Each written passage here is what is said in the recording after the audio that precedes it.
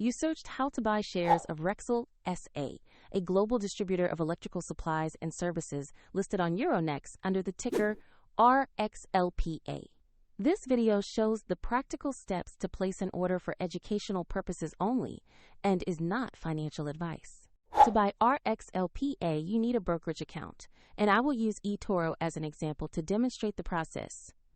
After registering, you must verify your account, usually by uploading an identity document, and add funds before you can purchase shares.